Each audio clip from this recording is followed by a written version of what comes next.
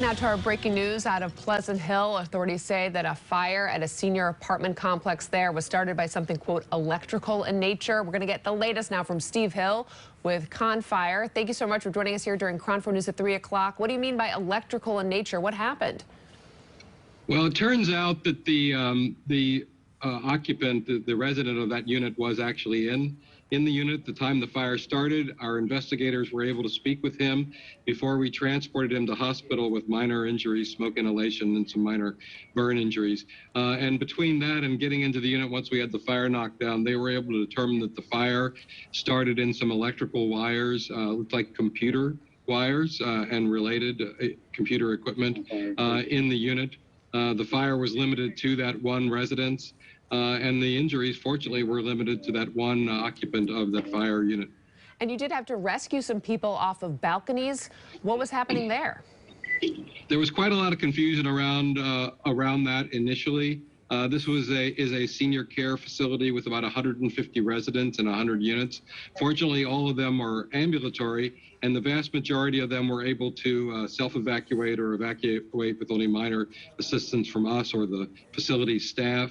In the end result, there was only one rescue, and that was one off of the balcony of the fire unit itself, and that was the victim who had burn and smoke inhalation injuries. Okay, so one person was injured, and that was the same person that needed to be rescued off the balcony. That's correct. Did the people that live there at this senior apartment complex have smoke alarms or fire detectors that helped them get some notice so they could evacuate swiftly? Well, a lot of fortunate things happened in this fire this afternoon. Our attention always peaks when we hear we're dispatching to a senior care facility of whatever source, whatever type. In this case, it was mostly, it was all ambulatory residents. That was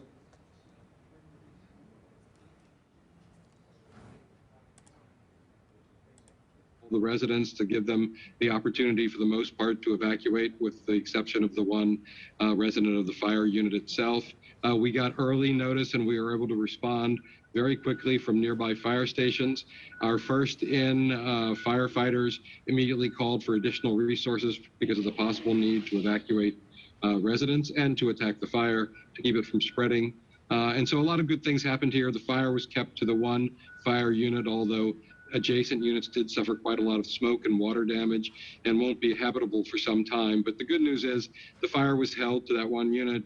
The injuries were limited to the one person in the one unit where the fire occurred. So the fire's totally out. There obviously is some damage to the building. We saw some of the pictures that Contra tweeted out showing all the water and smoke damage inside. Can people still live there in the other parts of it, or does the whole place need to be evacuated? Well, the complex is made up of a number, looked like 10 to 12 separate buildings around a courtyard. The unit where the fire occurred, it was a second-story unit, corner unit. All of the units in that building, which looks like there was 8 units in that building, they suffered extensive water and smoke damage. So they're not going to be occupiable for some considerable amount of time. There may have been some smoke damage to the one adjacent building, which may limit access to that building. But the good news, I think, is that the vast majority of the units in this 100-unit complex will be occupiable. Right now, the power and gas is off to a number of them at this point, but that'll be turned on pretty quickly, I would imagine. And I imagine the vast majority of those residents will get home this evening yet. Steve Hill with Contra. I'm so glad that we connected up here during Contra News at 3 o'clock today so you could provide us the latest information on this breaking news story, this fire at the senior apartment complex in Pleasant Hill. Steve, thank you. Thanks for having me. Stay safe.